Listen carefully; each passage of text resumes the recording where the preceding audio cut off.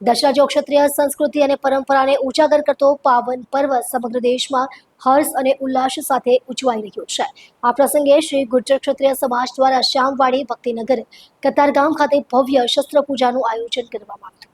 કતારગામ સ્થિત શ્યામવાડી ભક્તિનગર ખાતે શ્રી ગુર્જર ક્ષત્રિય સમાજ દ્વારા શસ્ત્ર પૂજા કાર્યક્રમ ઉત્સાહભેર સંપન્ન થયો છે।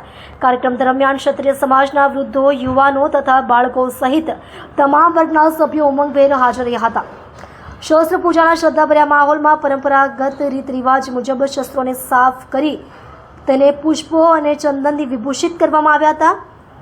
માટીની થાળી અને લાલ કપડામાં શસ્ત્રોની પૂજા કરી સમાજે પોતાને વારસાગત પરંપરાનું ગૌરવ વ્યક્ત કર્યું હતું। સમાજના અગ્રણીઓએ જણાવ્યું હતું કે દશેરાનો દિવસ માત્ર એક તહેવાર નહીં પરંતુ ક્ષત્રિય પરંપરાનું પ્રતીક છે, જ્યાં શૌર્ય અને આધ્યાત્મિકતા જોડાયેલી હોય છે। આ અવસરે સમાજના યુવાનોને તેમની સંસ્કૃતિ અને ઇતિહાસ વિશે જાગૃત કરવા માટે વિશેષ ઉપદેશો પણ આપવામાં આવ્યા હતા। નમસ્કાર, હું છું ભાવેશ ટાંક, ગુર્જર ક્ષત્રિય યુવા સંગઠન ગુજરાત પ્રમુખ। દશેરાના પાવન પર્વની અંદર આજે કતારગામ શ્યામવાડી સ્થિત ગુર્જર ક્ષત્રિય યુવા સંગઠનના યુવાનો દ્વારા અને ગુર્જર ક્ષત્રિય સમાજ દ્વારા શસ્ત્ર પૂજનનું એક આયોજન કરવામાં આવેલું હતું।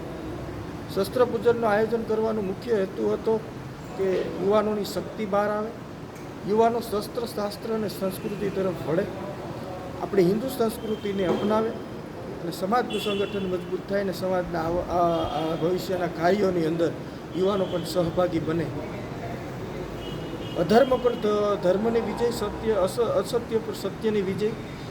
આ દશેરાના પર્વની નિમિત્તે શ્યામવાડી ખાતે જે શસ્ત્ર પૂજન કરવામાં આવ્યું છે અને શસ્ત્ર પૂજન બાદ જે લોકોએ જે અમારા સમાજના જે અગ્રણીઓ અમે એક સંકલ્પ લઈએ છીએ કે આવનારા સમયની અંદર યુવાનોની શક્તિને બહાર લાવવા માટે, યુવાનોને જાગૃત કરવા માટે અને યુવાનોની જે કાંઈ માંગ છે એ પૂરી કરવા માટે ગુર્જર ક્ષત્રિય યુવા સંગઠન હંમેશા તત્પર રહેશે અને સમાજની અંદર જે કાંઈ